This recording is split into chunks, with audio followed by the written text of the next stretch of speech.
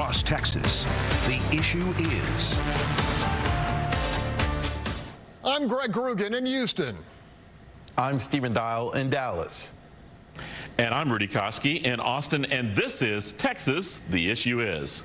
This week, the COVID-era immigration control policy known as Title 42 was lifted, triggering a wave of crossings up and down the U.S. border with Mexico. While the Biden administration is pledging new, more effective asylum standards, the onslaught of arrivals has triggered dire assessments from many who predict chaos, compromised security, overwhelmed border communities, and the collateral damage of unimpeded importation of deadly drugs. As thousands of the uninvited push across the southern border into Texas, outrage aimed at the president over his lifting of the Title 42 immigration restraint has been continual and ferocious. Over 6 million people have crossed illegally under Joe Biden. Last year, over 100,000 people died of drug overdoses, the vast majority of which was Chinese fentanyl streaming across the border under Joe Biden. Analysts predict the massive immigrant surge will occupy and distract the vast majority of Border Patrol agents, affording the cartels unprecedented opportunity to move drug loads largely unhindered across the Rio Grande. So when you take 70 to 80% of agents off the line, that's when the cartels move the drugs. That's when they traffic the women and children. That's when the non-suspected terrorists come across. Meantime, at the state capitol, a sweeping security measure gained approval in the Texas House, including the creation of a special border interdiction and protection force commanded by the governor. While Texas is doing everything possible to try to stop people from crossing the border, at the very same time, the President of the United States is putting out the Welcome Act, welcoming them in. The border is not open. It has not been open, and it will not be open subsequent to May 11th. Politics aside, it is Drug Enforcement Administration Special Agent in Charge Daniel Comeaux leading the fight in much of Texas to keep deadly narcotics from reaching unwary users. Right now, there's an all-out war to keep fentanyl from coming into our country.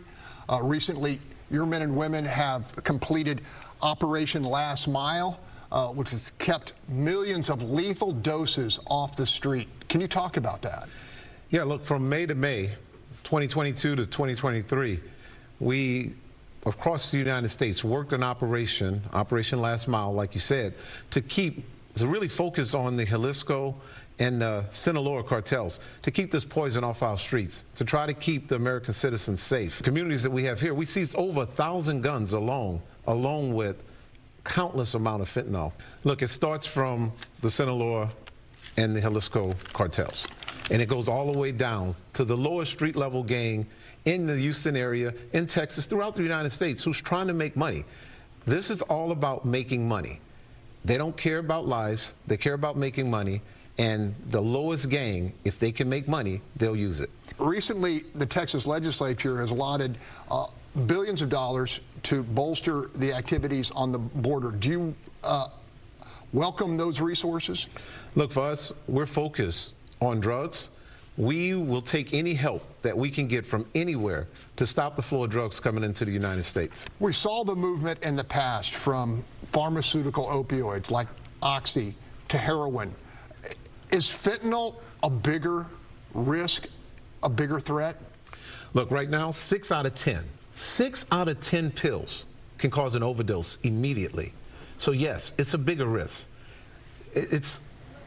Look, it's hard for me to really put into words how dangerous this is. You can have someone one time make a mistake.